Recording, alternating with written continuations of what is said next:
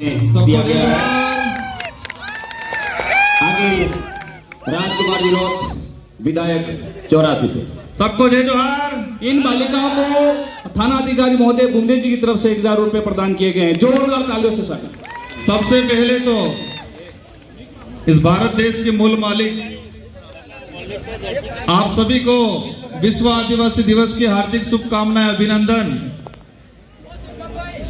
इस राजा डूंगर बरंडा की धरती पे और माला कटारा की धरती पे आप सभी का हार्दिक जोहार, अभिनंदन। आज इस अवसर पे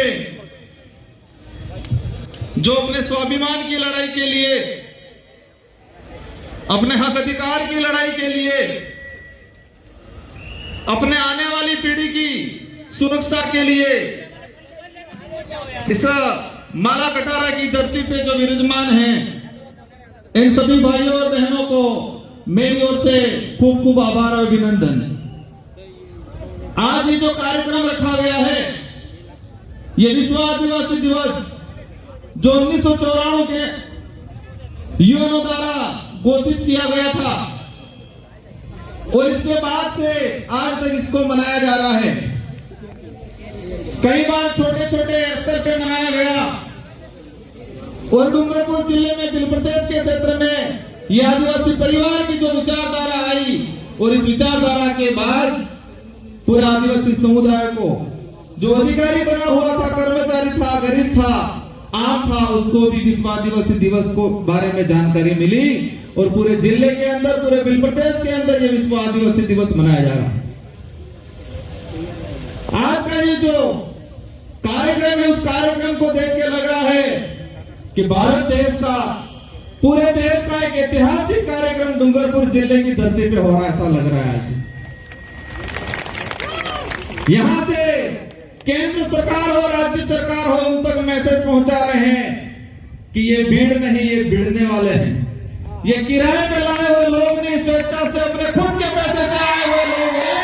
ये मैसेज पहुंचाना है केंद्र सरकार को, राज्य सरकार को, और मानवर पे जो आए हैं उनको ये मैसेज पहुंचाना है कि ये भीड़ नहीं, भिड़ने वाले हैं। ये किराए की भीड़ नहीं, ये स्वेच्छा से आए हुए अपने हक अधिकार की लड़ाई लड़ने वाले लोग हैं। भाइयों, ये खुशी का दिन है, लेकिन साथ में एक दुख का भी दिन है, क्योंकि आज पूरे देश के अंदर आदिवासियों को प्रताड़ित किया जा रहा है, उनके साथ छुआछूत किया जा रहा है, उनके साथ कई अन्याय किया जा रहा है। आप सभी को समझना पड़ेगा कि हम आज एकत्रित हो गए। एकत्रित होने के बाद हमने सांस्कृतिक कार्यक्रम देख लिए, वक्ताओं के भाषण सुन लिए, लेकिन आज सबको ठान के जाना है कि यह आदिवासी हमेशा बरकरार रहे और देश के अंदर किस कोने में कहां पर क्या हो रहा है। हमारे साथी आए थे, एक एमएलए थे त्रिपुरा से, उस भाई ने बताया, उस भाई ने भी कहा कि देश के किसी भी कोने में कहीं पर भी आपत्ति आती है तो पूरे देश का आदिवासी समुदाय एक होकर लड़ाई लड़ेगा। आज पूरे देश के अंदर देखा जाए कि हर कोने में कहते हैं कि व्यक्ति और समाज, जो गरीब की बात आती है, व्यक्ति या कोई समाज पैसे से गरीब हो सकता है, अपने विचारों से, अपनी सोच से कोई गरीब नहीं हो सकता है। और यहाँ जो विराजमान है वो सब अपने विचारों से और अपने सोच से सारे के सारे अमीर लोग बैठे हुए हैं इस मंच पे। इस कार्यक्रम के माध्यम से हमारे पूरे उदयपुर संभाग में, पूरे पूरे प्रदेश में हमें मैसेज पहुंचाना है कि ये जो हमारी जो लड़ाई है, ये लड़ाई हमारे अस्तित्व को बचाने के लिए है। जो हमारा दबा कुचला जो इतिहास था, उस इतिहास को वापस उजागर करने की लड़ाई है। ये लड़ाई हमारी जो संस्कृति है, जो विलुप्त होती जा रही है, जो दूसरे लोगों के द्वारा हमारी संस्कृति पे जो अतिक्रमण किया जा रहा है।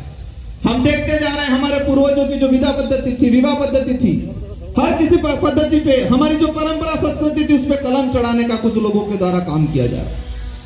इस कार्यक्रम में अधिकतर युवा साथी हैं। इन युवा साथियों से आह्वान करना चाहूंगा कि आप देश का इतिहास उठा के देख लो। देश के इतिहास में मुगलों से लड़ाई लड़ी हो, अंग्रेजों से लड़ाई लड़ी हो, राजा रजवाड़ों से लड़ाई लड़ी हो, उस लड़ाई में युवाओं का सबसे बड़ा योगदान रहा हुआ है।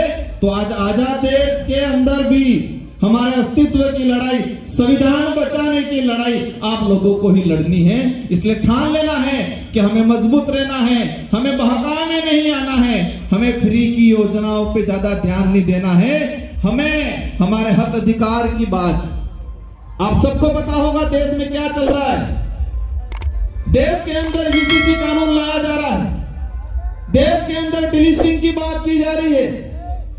भारत देश के अंदर वर्तमान में वन सुरक्षा अधिनियम 2023 लाया गया और हमारे जो कमिटी बैठे हैं उन कमिटियों के लिए कहना चाहूंगा कि राजस्थान की सरकार एक विधेयक लाई, मृत सम्मान शरीर विधेयक। सुनने में बहुत बढ़िया लगता है और कहते हैं ये लोग कि गहलोत जी की सरकार में जी मरी जाए इन्हें भी सम्मान आलवानो कानून आनी है उनके, और हमारे भोले भाले बापड़ी जनता इन्हें बहकाम आ भी जाए। मृत सम्मान शरीर विधेयक, मैं उस सदन में उपस्थित था, हमने विरोध किया और उस विधेयक में ये है, और इस विधेयक के कारण हमारे आदिवासी समाज की न्याय व्यवस्था खत्म करने का कानून लाया गया है। ये कमिटियों को समझने की जरूरत है। और राजस्थान की सरकार ने हमारे आदिवासी समाज के अंदर जो पालवी कमेटी है, उस पालवी व्यवस्था को, आदिवासी समाज की न्याय व्यवस्था को खत्म करने का काम किया है। आपके लिए चैलेंज का काम है, सरकार ने आपको चैलेंज किया है, हमको समझने की जरूरत है और सरकार को बताना है। क्या कोई भी विधेयक आता है जनहित के लिए प्रचारित करना चाहिए, जनता से राय मांगनी चाहिए। आदिवासी समाज में ऐसे कई बड़े कांड होते हैं जहां एसपी और कलेक्टर की नहीं चलती, वह हमारे पालों के कमिटियों की चलती है, लेकिन इस सरकार ने कमजोर करने का काम किया। कहीं भी बहुत सारे हादसे हो जाते हैं और डूंगरपुर का पूरे इलाके का इतिहास निकाल के देख लो, किसी भी हादसे में जो पुलिस से नहीं सुलटता वो हमारे पालों की कमेटियों से, हमारे पालों के मुखियाओं से, हमारे आदिवासी समाज की न्याय व्यवस्था से वो कादिरा सुलटता है। लेकिन राजस्थान की गहलोत सरकार ने मृत सम्मान शरीर विधेयक पारित करके हमारी आदिवासी समाज की न्याय व्यवस्था को खत्म किया है। साथियों, कार्यक्रम बहुत सारे हैं, आप सभी से अनुरोध करना चाहूंगा शांतिपूर्वक तरीके से बैठना है। बहुत सारे कल्चर कार्यक्रम हैं, असम से हमारी टीम आई हुई है, कई वक्ता और बोलना बाकी है। लेकिन ये जो आज आप जो सुन के जा रहे हो, उस बात को अपने गांठ बांध के रख लेना है, दिलो दिमाग में बिठा के रख लेना है और समय आने पे एहसास कराना है कि आदिवासी समाज पे आप अन्याय करते जाओगे और चुनाव के वक्त आप हमको लॉलीपॉप दे दोगे और हम बिखरने वाले, हम उस लाभ लालच में आने वाले लोग नहीं हैं। ये गांठ बांध के जाना है, ये गुस्सा बरकरार रखना है।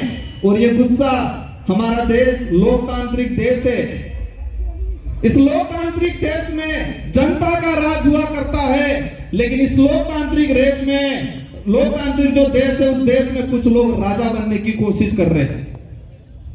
उनको एहसास कराना है कि लोकतंत्र की चाबी जनता के हाथ में है और समय आने पे उस चाबी को ऐसे लगाओ कि उनका ताला हमेशा के लिए जंग खा जाए और उनको पता चले कि नहीं, ये राजतंत्र नहीं, ये लोकतंत्र है। ये एहसास कराने की जरूरत है। भाइयों तथा बहनों, ये उनका वर्ड है। क्या है? भाइयों तथा बहनों, हमारे देश की जनता को के बेवकूफ बना दिया गया और टीवी पे गोदी मीडिया दिखा देती है कि सीमा हैदर वहां से आई, साथ में कितने बच्चे आए सबको पता है। सीमा हैदर पाकिस्तान से आई, साथ में 4 बच्चे लाई। लेकिन इस गोदी मीडिया ने यूसीसी जो बिल है उससे आदिवासी समाज पे क्या असर पड़ेगा, एट्रोसिटी एक्ट पे क्या असर पड़ेगा, हमारा जो जमीन का अधिकार है उस पे क्या असर पड़ेगा, इस गोदी मीडिया ने दिखाया।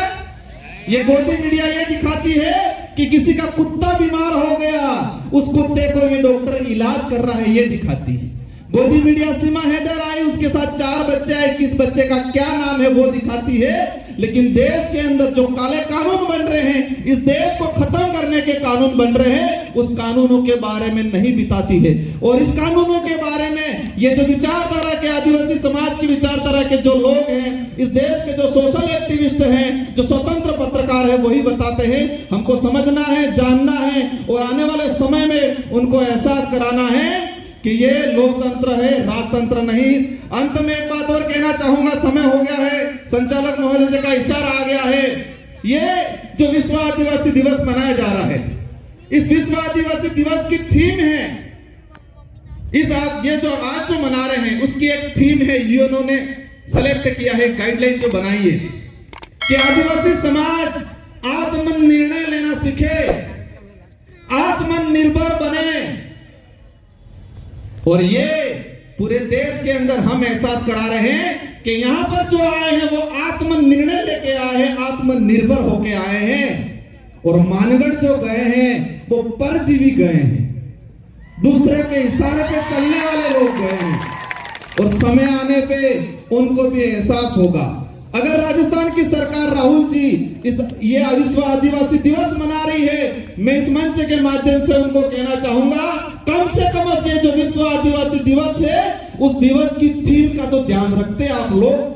इस दिवस की थीम क्या है, इस दिवस का उद्देश्य क्या है, अगर ये आपको पता होता तो राजनीतिक फायदा लेने के लिए वहां आदिवासियों को इकट्ठा करने का काम नहीं करते, उनको कर्ज भी नहीं बनाते। इन्हीं शब्दों के साथ आप सबको जय जोहार, जय आदिवासी, जय भील प्रदेश। बहुत बहुत धन्यवाद एक तीर एक कमान। विधायक महोदय को आगे